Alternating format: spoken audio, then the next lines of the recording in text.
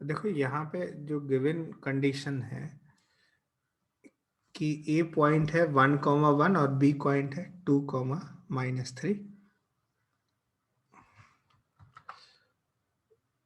Let's say ये situation है, ये ए पॉइंट हो गया और ये बी पॉइंट हो गया, और बोला जा रहा है कि ए बी प्रोड्यूस किया गया सच दैट एक डी पॉइंट आ रहा है, ए बी प्रोड्यूस आ रहा है, ये डी पॉइंट आ रहा है, ए बी को प्रोड्यूस किया तो एक डी पॉइंट आ रहा है D, such that A D जो है वो 3AB के इक्वल है। तो लेट से ये ए बी लेमडा है, तो ए डी कितना है 3 टाइम्स है, तो यहाँ से ये लेंथ हो जाएगी, यहाँ से ये लेंथ 3 लेमडा की हो जाएगी, ये पूरा लेंथ।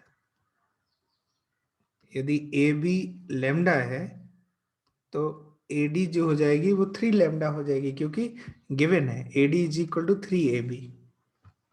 तो अब यहाँ पे यदि ये लेमडा है तो ये कितना हो जाएगा 2 लेमडा ना, बी डी जो लेंथ हो जाएगी वो 2 लेमडा। तो अब ध्यान से देखो कि ये हो क्या गया, डी क्या बोल रहा है कि डी जो है ए बी को 3:2 के रेशियो में एक्सटर्नली डिवाइड करेगा। ए के कोऑर्डिनेट है 1,1, बी के कोऑर्डिनेट है 2,-3 और डी का कोऑर्डिनेट x,y। तो अब ये एक्सटर्नल डिवीजन हो गया, तो यहाँ पे x का कोऑर्डिनेट कैसे आएगा, x is equal to 3 × 2, 3 × 2 minus 2 × 1, 2 × 1 upon 3 - 2। तो ये कितना हो जाएगा 6 - 2 4 आ जाएगा, ये 4। और y कितना आ जाएगा y के लिए, तो 3:-3, 3 × और माइनस 2 टाइम्स 1 अपॉन 3 - 2। तो ये कितना हो जाएगा -9 - 2, तो -11/1। तो ये आ जाएगा, बिल्कुल सही आंसर है, 4, -11 ही आएगा। अच्छा दूसरा पॉइंट कैसे आएगा सर यस? अगर डी को हम ए के पीछे लिया तो? लेकिन वो ए बी प्रोड्यूस बोल रहा है, बी ए प्रोड्यूस नहीं बोल रहा है। क्या बोल रहा है, ए बी प्रोड्यूस्ड। यदि ये बी ए प्रोड्यूस कहता, प्रोड्यूस, तो ए से बी की तरफ, बी ए प्रोड्यूस, तो बी से ए की तरफ यहां कहीं आगे लाते, समझ है? तो ये हाँ थोड़ा सर। ना इस चीज का, इसमें सिर्फ ए बी प्रोड्यूस किया गया, तो ए बी को आगे प्रोड्यूस करेंगे जो कि डी मिलेगा इस तरह से। क्या ये क्लियर हुआ? तो एक ही आएगा बच्चा पॉइंट, ठीक है। आगे बढ़ते हैं, हाँ सर। नेक्स्ट देख लेते हैं मिड पॉइंट वाला सेक्शन फॉर्मूला में मिड पॉइंट की बात कर लेते हैं। मिड पॉइंट कि जैसे यदि 2 पॉइंट गिवन हो, ए x1, y1 और बी पॉइंट है x2, y2, और बोला जाए कि ये मिड पॉइंट बताओ, तो मिड पॉइंट देखो इसमें ये 1:1 का रेशियो हो जाएगा कि नहीं, मिड पॉइंट है तो, क्योंकि ये और ये दोनों सेम हो जाएंगे, ये और ये रेशियो सेम हो जाएगा इसका। तो मिड पॉइंट के कोऑर्डिनेट कितने हो जाएंगे, ये इसमें और ये इसमें मल्टीप्लाई होगा, तो ये देखो ये आ जाएगा x1 + x2/2 y1 + y2/2, ये कोऑर्डिनेट हो जाता है। Note on this, mid point के कोऑर्डिनेट। यदि 2 पॉइंट गिवन हो उसका मिड पॉइंट चाहिए हो तो दोनों को ऐड करके 2 से डिवाइड कर दीजिए, तो ये मिड पॉइंट हो जाएगा। नेक्स्ट क्वेश्चन लिखो, राइट डाउन।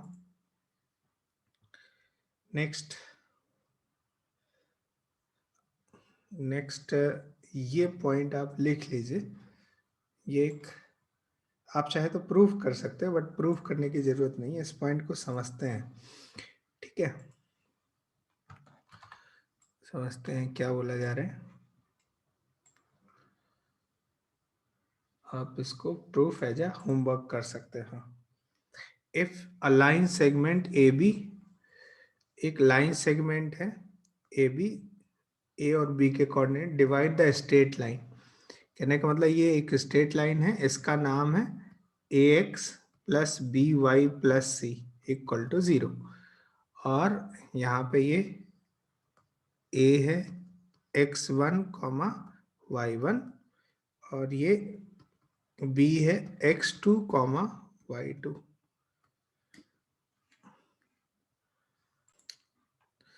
ठीक है, तो ये जो लाइन है इसको P पे इंटरसेक्ट कर रही है, लेट से P, और ये जो लाइन है ए बी को लैम्डा इज टू 1 के रेशियो में डिवाइड कर रही है, लैम्डा इज टू 1 के रेशियो में। तो ये लैम्डा की वैल्यू कैसे आती है, आप चाहे तो ऐसे बोल सकते हो कि एक काम कर सकते हो कि ये पी के कोऑर्डिनेट लैम्डा के टर्म्स में निकाल सकते हो इंटरनल डिवीजन से, और उसको इसमें सेटिस्फाई करा सकते हो और फिर लैम्डा की वैल्यू निकाल सकते हो। लेकिन मैं डायरेक्ट वैल्यू लिख देता हूं कि ये जो लैम्डा आता है, लैम्डा आता है वो क्या है, माइनस टाइम्स, ये लैम्डा इधर है तो पहले हम इसको इसमें इंसर्ट करेंगे, इसमें इंसर्ट करेंगे तो न्यूमरेटर में ये क्या हो जाएगा, A X one plus B Y one plus C, और फिर यहाँ पे ये b को इंसर्ट करेंगे इसमें, A X two plus B Y two plus C, है ना।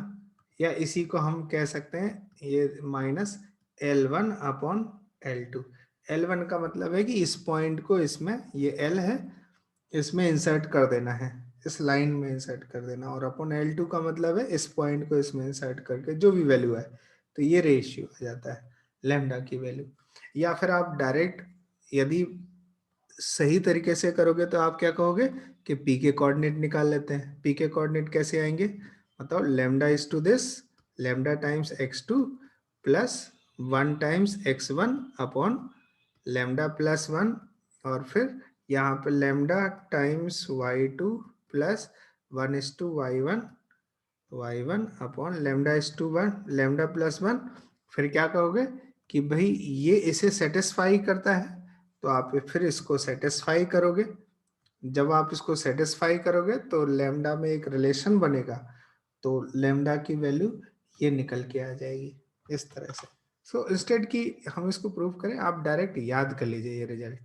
क्या याद करना आसान है, इस रिजल्ट को क्या बोला जा रहा है, देखो कि एक ए बी है लाइन सेगमेंट, ए के कोऑर्डिनेट है x1 y1 और बी एक्स बी के x2 y2, और एक लाइन है जो P पे इंटरसेक्ट कर रही है और इसका रेशियो लैम्डा इज टू 1। तो लैम्डा की वैल्यू यदि निकालना है तो डायरेक्ट इस तरह से निकालेंगे कि माइनस टाइम्स, पहले इसको जिधर लैम्डा है वो वाला पॉइंट इंसर्ट करेंगे और फिर दूसरा वाला पॉइंट इधर इंसर्ट करेंगे, अपॉन में जाएगा डिनोमिनेटर, और ये माइनस आता है, रेशियो में माइनस आता है।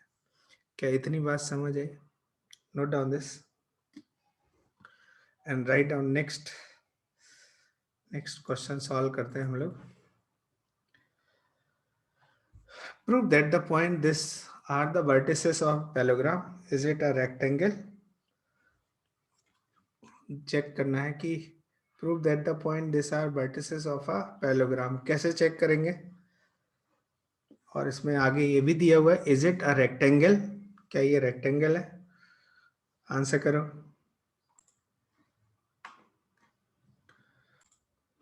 देखो इसको कैसे करेंगे, हमें चेक करना है कि ये पैरेललोग्राम है कि नहीं। तो पैरेललोग्राम चेक करने के लिए क्या करेंगे, पैरेललोग्राम के अपोजिट साइड्स जो है वो कैसे होती हैं, इक्वल्स होती हैं।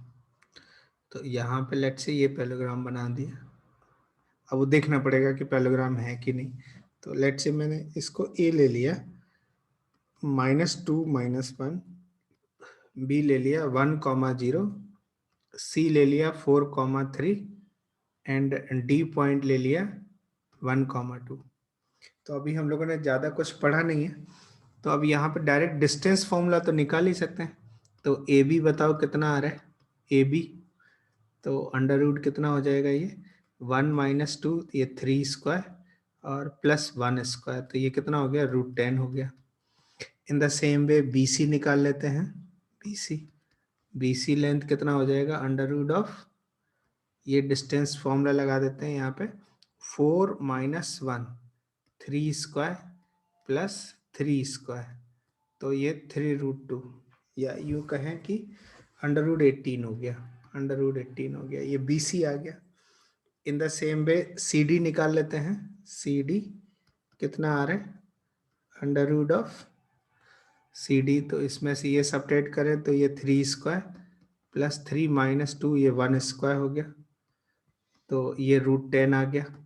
तो देखो ए बी और सी डी इक्वल आ रहा है, मतलब ये पैरेग्राम हो सकते हैं, ठीक है। अच्छा ए डी और निकाल लेते हैं, तो ए डी कितना मिला, ए डी, तो यहाँ पे ये देखो ये डिस्टेंस फॉर्मूला लगा देते हैं। ए डी 1 माइनस माइनस 2 ये 3² प्लस 2 माइनस माइनस 1 ये 3² हो गया, ये 80 √18 आ गया।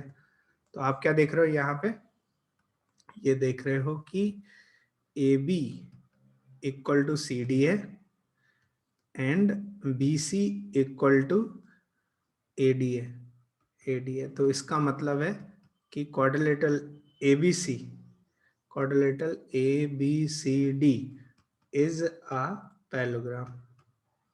ये पैरेललोग्राम हो गया, ये तो बिल्कुल तय हो गया पैरेललोग्राम है। लेकिन ये भी देखना है कहीं क्या ये रेक्टेंगल है क्या, तो रेक्टेंगल यदि होगा ये 90 डिग्री, तो ये पाइथागोरस थ्योरम लगेगा। तो इनफैक्ट मैं एक डायगोनल बी डी बना देता हूँ, तो बी डी लेंथ कितना आएगा, बी डी लेंथ और निकाल लेते हैं। तो बी डी कितना आ जाएगा, देखो 1 माइनस 1 ये तो 0² और 2 माइनस 0 प्लस 2² दैट इज 2। तो आप देख सकते हो कि ए डी कितना आ रहा था, ए डी आ रहा था √18 और ये कितना आ रहा है √10 और ये 2 आ रहा है। तो कहीं से भी पाइथागोरस थ्योरम अप्लाई नहीं हो रही, तो this is not a rectangle. तो पूछा गया इज इट अ रेक्टेंगल, तो इसका आंसर है no, this is not a rectangle. क्या इतनी बात समझ आई? नेक्स्ट क्वेश्चन लिखो, write down next question, question number 14, solve it. क्या बोला जा रहा है, if P1, 2, Q4, 6, R5, 7 and S, A, B are the vertices of a parallelogram PQRS, then for parallelogram PQRS आपको बताना है कि इनमें से कौन सा सही है। आंसर करो, कितना आंसर मिल रहा है, सी ना, ओके चलो देखते हैं, चेक करते हैं, ठीक है। देखो अच्छा ये क्या बोला यार, PQRS are vertices of a parallelogram, ठीक है। लेट्स से ये पैरेललोग्राम हो गया, यहाँ P हो गया 1, 2, Q हो गया 4, 6, R हो गया 5, 7 एंड S हो गया A, B। अच्छा ये पैरेललोग्राम है, तो क्या इनके डायगोनल बाइसेक्ट करते हैं एक दूसरे को? यदि ये पैरेललोग्राम है तो डायगोनल क्या होते हैं, बाइसेक्ट ईच अदर। बाइसेक्ट करने का मतलब है कि पी आर का मिड पॉइंट लेट से एम है, तो एक्स क्यू का भी मिड पॉइंट क्या होगा, एम हो जाएगा।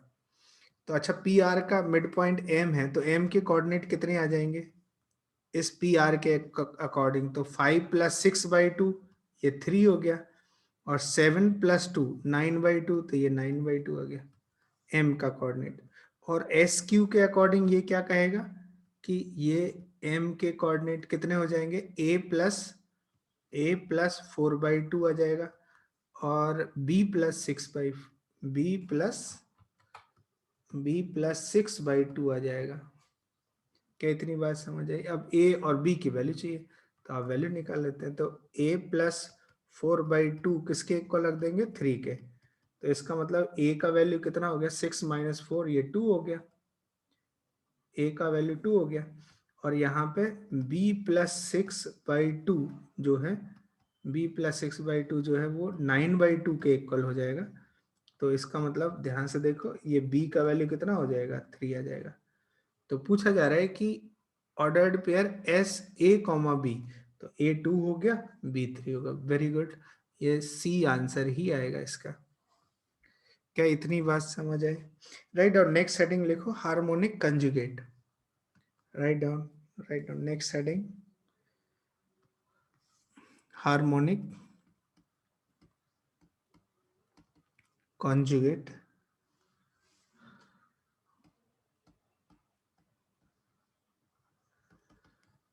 ये हार्मोनिक कॉन्जुगेट का क्या मतलब है?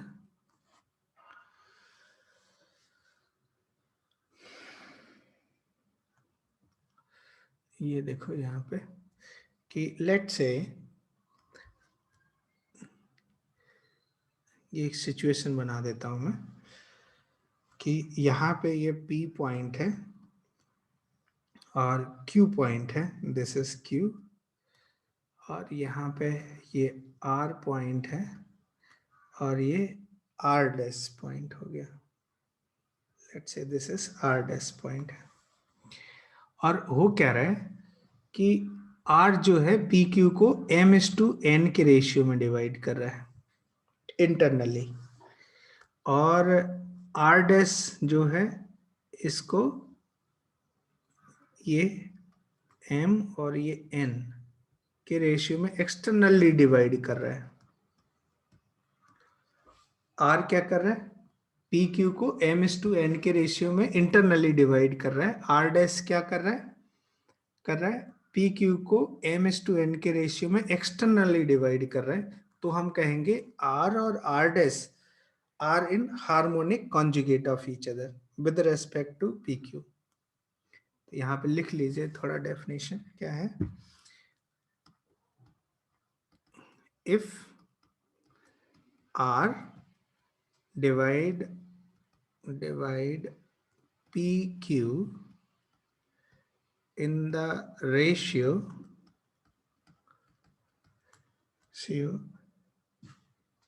m/n internally and R dash divide PQ in the ratio m/n externally, then R and R dash are said to be harmonic conjugate of each other, conjugate of each other with respect to PQ। ये समझ आए ऐसा क्यों कर रहा है? तो ऐसा इसलिए देखो यहाँ पे हार्मोनिक क्यों बोला है, नाम हार्मोनिक क्यों जुड़ा हुआ है ये देख लेते हैं। तो लेट से ये जो पॉइंट R है, ये जो पॉइंट R है, ये PQ लेंथ हो गया, लेट से ये A लेंथ हो गया, और सॉरी PR लेंथ हो गया A, PQ लेंथ हो गया लेट से ये B लेंथ हो गया, एंड ये B लेंथ हो गया, लेट से दिस इज B, और PR डैश लेंथ हो गया लेट से C, ये C लेंथ हो गया इस तरह से।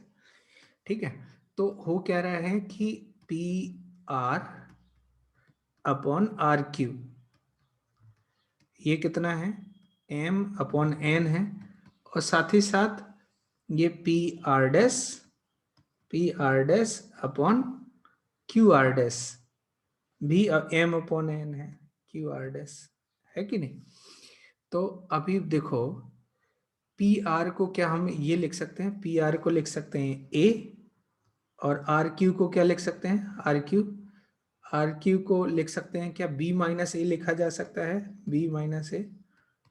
इन the same way PR dash ये C हो गया, और QR डैश कितना है, QR डैश को लिख सकते हैं C-B। अब यहाँ पे इनको मल्टीप्लाई कर देते हैं, मल्टीप्लाई करके देखते हैं ये कितना आ रहा है। मल्टीप्लाई करने पे देखो ध्यान से, A times C-B is equal to C times B-A, और ये आ रहा है AC minus AB is equal to BC minus AC। ठीक है, इसको इधर ले आओ, तो 2AC is equal to AB plus BC, और इस पूरे को ABC से डिवाइड कर दे, ए बी सी से डिवाइड करने पे कितना आएगा, 2/b इज इक्वल टू, इसको ए बी सी से डिवाइड करें तो 1/c प्लस ये क्या हो गया 1/a। तो आप क्या देख रहे हो, ध्यान से देखो कि 1/a 1/a 1/b and 1/c are in AP। ये AP में है तभी तो आएगा ये इस तरह से, AP में है तो ही ये रूल फॉलो होगा। यदि ऐसा है तो इसका मतलब है कि ABC are in HP, harmonic progression में होते हैं, इसीलिए वो हार्मोनिक कॉन्जुगेट वर्ड आता है यहाँ पे, ABC आर इन HP। क्या इतनी बात समझ आई, is this clear to you, कि यदि पी क्यू है और कोई पॉइंट आर है जो m/n में डिवाइड कर रहा है पी क्यू को, और आर डैश है m/n में एक्सटर्नली डिवाइड कर रहा है, तो आर और R dash are said to be in harmonic conjugate of each other with respect to P Q. इसका मतलब है कि ये P R P Q and P R dash, ये जो लेंथ है वो किस में होगी, हार्मोनिक प्रोग्रेशन में होगी। नोट डाउन दिस, नोट करो फटाफट, देख लो ध्यान से।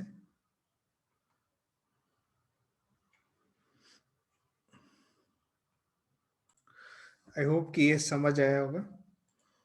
Let's move ahead. Next heading लिखो इंक्लिनेशन, राइट डाउन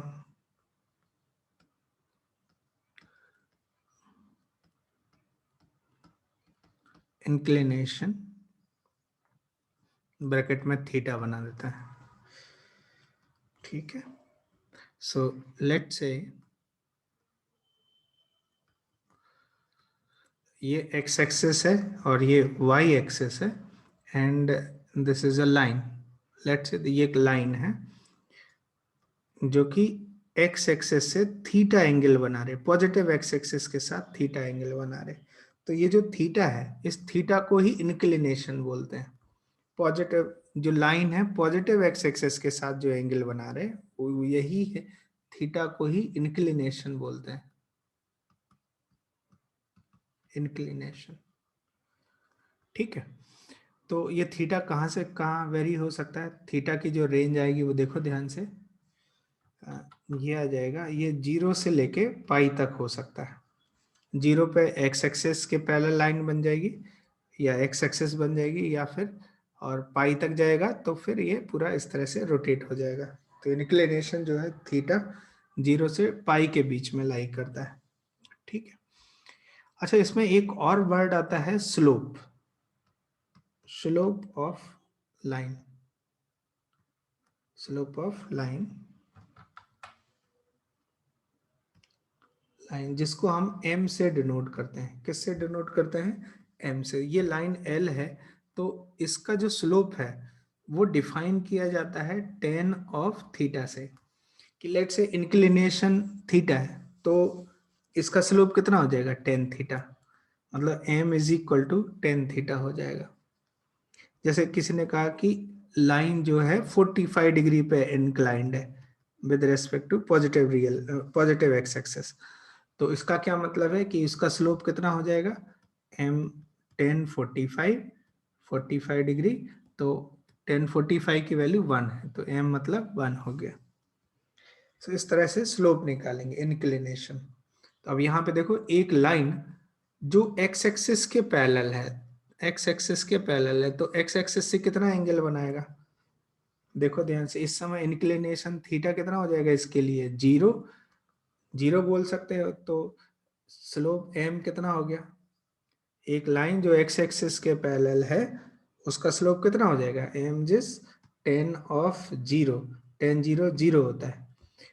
तो यहाँ पे क्या देखने को मिला कि any line parallel to X axis will have slope 0। Note कर सकते हो यहाँ पे, any line, first point, any line parallel to X axis will have slope 0, है ना। ये जो स्लोप है इसी को ना ग्रेडियंट भी बोल देते हैं। क्या बोलते हैं? ग्रेडियंट, ग्रेडियंट, ठीक है, ग्रेडियंट भी बोल सकते हैं। अब देखो यहाँ पे एक और सिचुएशन है कि कोई लाइन y एक्सिस के पैरेलल है, लेट्स से y एक्सिस के पैरेलल है, line parallel to y axis, तो m कितना होगा इसका? देखो ये 90 डिग्री आ जाएगा ना, ये लाइन x एक्सिस से 90 डिग्री पे इंक्लाइन है, तो m कितना हो जाएगा? 1090, 1090 डिग्री, और 1090 कितना होता है? Not defined. तो आप क्या बोलोगे कि any line parallel to y axis will have slope not defined. ये दूसरा पॉइंट लिख लीजिए, any line parallel to y-axis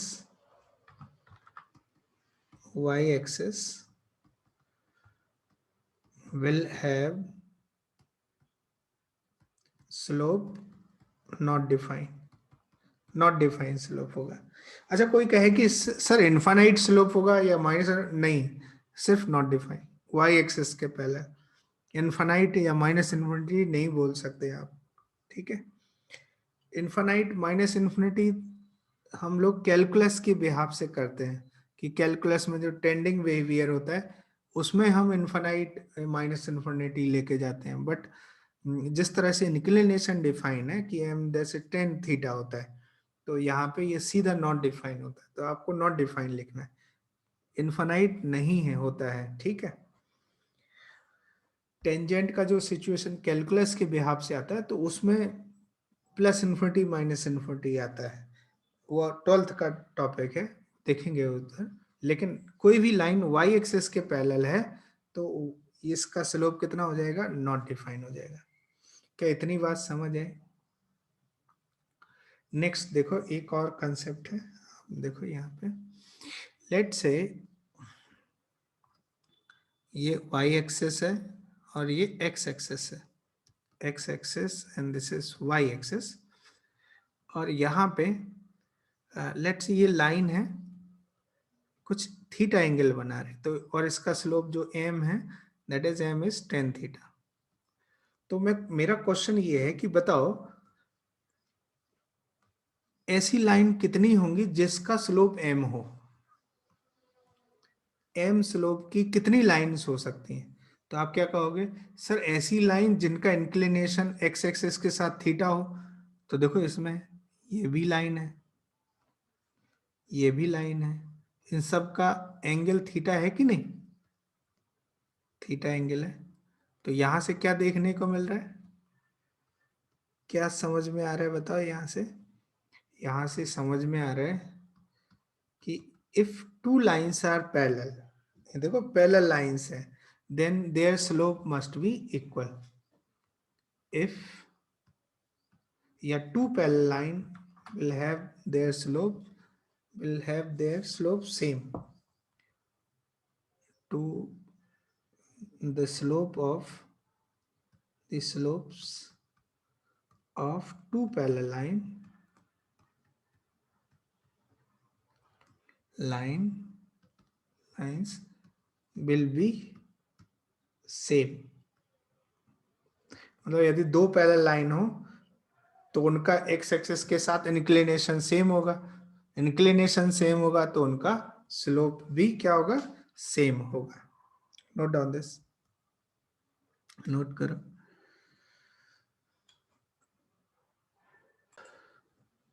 next लिखो कि यदि किसी लाइन पे दो पॉइंट गिवन हो तो इंक्लिनेशन कैसे निकालते हैं?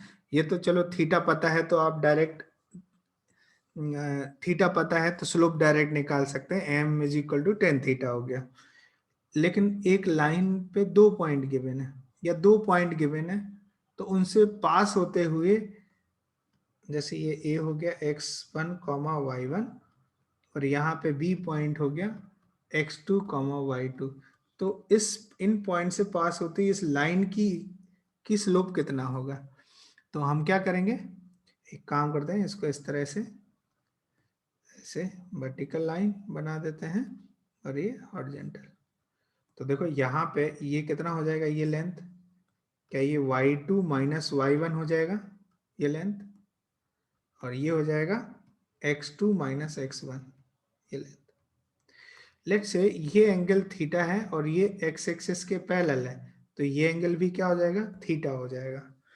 तो जो m है, m that is tan theta, tan theta कितना हो जाएगा, टेन थीटा इज, देखो ये कितना है, y2 माइनस y1 अपॉन ये वाला लेंथ कितना हो जाएगा, x2 माइनस x1। तो यदि दो पॉइंट गिवन हो, a x1 y1, b x2 y2, तो ab का slope of ab, m of ab, line segment ab का जो स्लोप आता है वो आता है y2 minus y1 upon x2 minus x1। Note down this. दो पॉइंट यदि गिवन हो तो उनसे पास होते हुए लाइन की स्लोप जो है इस फॉर्मूले से निकाला जाता है, इसको बोलते हैं slope of line A B, slope of line segment A B. Note down this, note करो फटाफट।